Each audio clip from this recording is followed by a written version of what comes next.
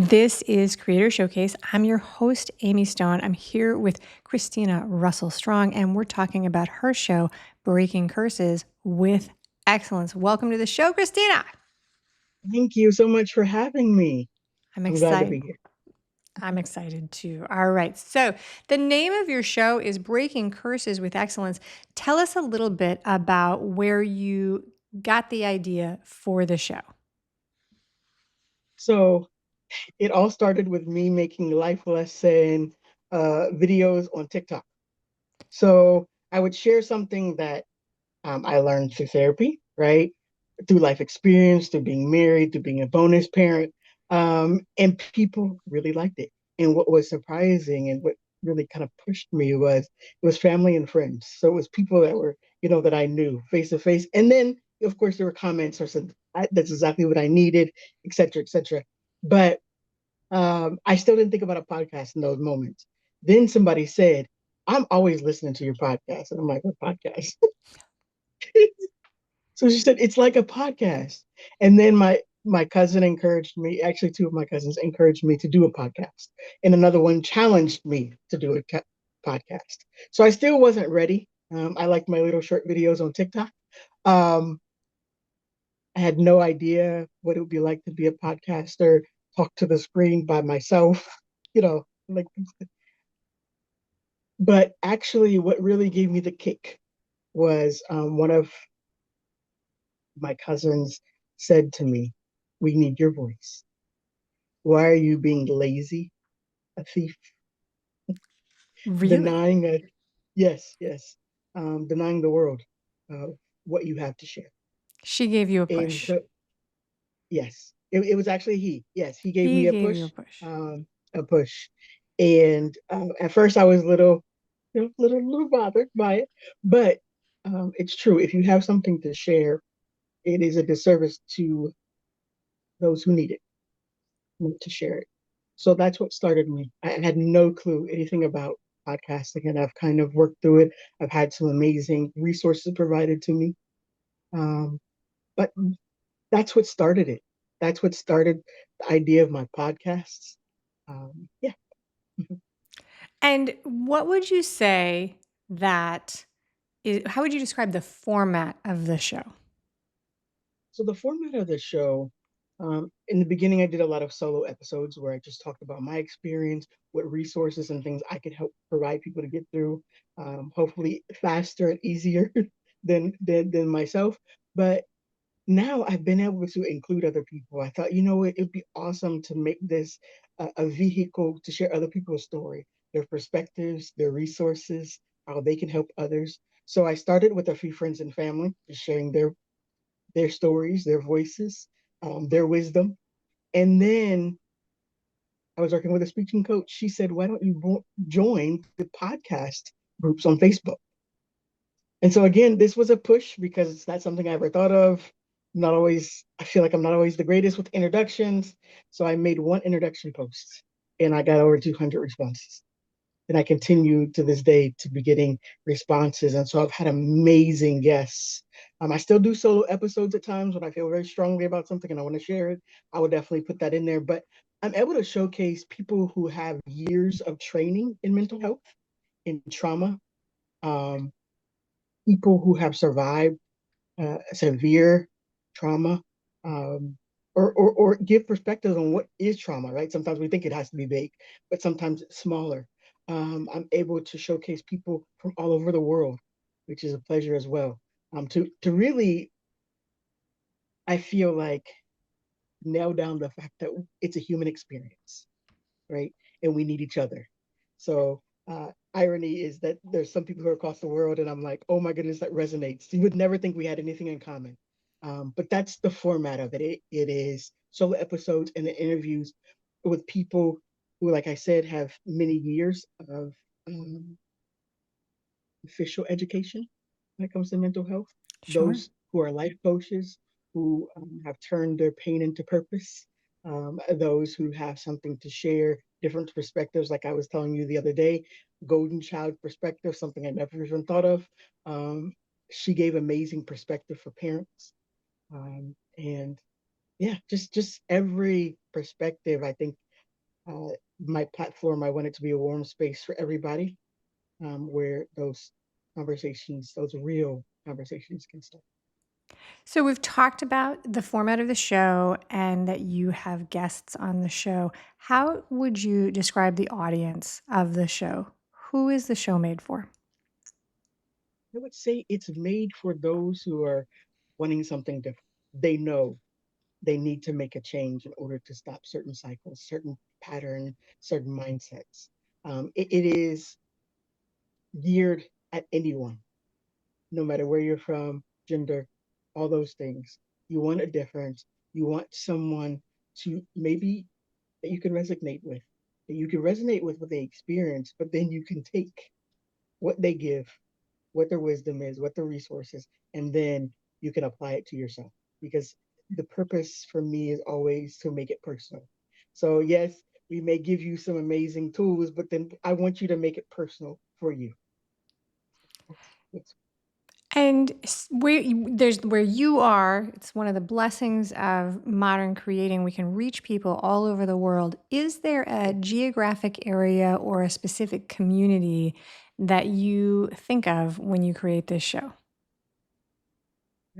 to be honest, I really think of women around my age, or younger, because a lot of times, at least for me and many that I've talked to, you get to a certain point where you realize this is not okay. What I've been accepting, what I've been allowing, how I think about myself, is not okay. And I can't keep going forward like this. I've got to make a change. And so that's who I think of when, um, I talk to people who want to be on the show. That's who I really want them to speak to. But of course, as I mentioned before, can be for men as well. There are men who are making tremendous changes and accountability and things like that. So it's also for them. When you That's think what I about think. your show, is there Mhm. something that jumps to mind that makes it unique? I think one of the unique things is, we talk about different perspectives, but there's no negativity to it. It's not a putting down of someone who has a different kind of experience. It's saying, here was my experience. And then somebody can come on with a complete opposite experience. Here, we're going to talk about that and we're going to give space to that. It's a lot of uplifting, but raw, right? So we talk about the ugly, the not so pretty times in our lives where we're making bad decisions. And I think transparency, well, you have to be careful with who you do it with, or what audience you have. But I think it's very important for people to understand that not only you're an authority, calling yourself an authority, you've been through some of the same things. So it really showcases, the human experience, what people have gone through, the variation of it, who experiences it, and then gives them tools to go forward. So I think that that's the rawness and the realness, I think, is one of the most unique things of my conversation. Christina, you mentioned that you started on TikTok. How long would you say that you've been making this show? Is it new? Or have you been going for a while? So a little over a year and a half. Um, I started in 20, February of 2025. February And 25. Okay. yeah, so, um, it's been a pleasure, a blessing. I think that for me, it has been a healing to talk about things and talk about what I was able to overcome. It's a reminder, and I feel, a little, uh, extra blessed because I get to glean the benefits of the guests first, and then I get to share it with everyone else. So, and I've learned so much from my guests, so much, so many tools that I put to practice. So, in the year and a half and even the time on TikTok, when you think about the body of work that you've created so far, is there something that comes to mind that is a notable moment that's worth sharing with the audience? There's so many. It's hard to narrow down the lines. I have had incredible amounts of interviews with people. Two things come to mind. One is, um, I we have a little guy in the house, and I'm accustomed to girls, right? I had one of my interviews with a gentleman from Ireland, and his family's from Africa. He was telling me about his experience as a little black boy, and I asked him, what can I do as a parent of a little black boy to a woman, right, in his life to help him grow, to help him not have those doubts, the unclarity of who he is when he gets older, right? And he said, let him be. I was waiting to see if there was more coming after that. So the advice was let him be. That's a great, actually very powerful piece of advice. Yes, Um, let him be, let him show yeah, if he wants to be protective, let him be protective. yeah. Right? If he wants to show leadership, guide him, obviously, because you only have so much ability to lead at 10, right? But let him guide him in that instead of pushing it back, squashing it immediately. And I come from an environment where that in any child, boy or girl, was squashed immediately. You are not running anything here. Okay. So that was a powerful moment for me as a parent. Another powerful moment, I had a interview with an executive um, strategist. Like she helps people get those C-suite jobs, become executives, and she talked about the closeness of our trauma and the way that we think of ourselves and what we go for in jobs. Right? Um, she brought up the fact that women, 9 times out of 10, they want to be 75% qualified for a position before they apply. Men could be as low as 20% and they're still going for it, right? Um, but we feel like we automatically have to be fully equipped when we walk in. And that affects what we go after. And then it ultimately affects what we get. So just making sure that our girls know, right, Mhm. that they can grow into a position. They can learn how to do something. They don't have to be fully equipped as soon as they hit the door. That was a powerful moment as well. I mean, there's just so many. There's things about money, our connection with money from our past, what we saw our parents do, and having a scarcity mindset and realizing that my mindset, although it doesn't seem scarcity, it is completely, I love to spend. I'm going to get myself whatever I want. Right? That comes from a scarcity mindset. So there's so many moments, but those are a few that jump for me. So shifting a little bit, but on the same theme, as the person who's making the show, the creator, is there a moment or a time in the making of the show that stands out to you in terms of this is working, people are seeing it, this is encouragement, something like that? So I think something that I've actually been telling my spouse is I get a lot of yes pitches, and it's based off of them listening to my show. It's not just, hey, I saw that you have this show. I'd love to. They literally quote some of the things or the person that I interviewed, the episode they watched, and they'd like to be a part of the conversation. I think that is letting me know that it's having the effect and it's reaching the people that we hope for. Not Okay. everybody yet. We're getting there, but it's reaching some of the people, and that means so much to me. Speaking about reach, this is the time. I'd love for you to take a minute and tell the audience how you would like for them to find your show, Breaking Curses with Excellence.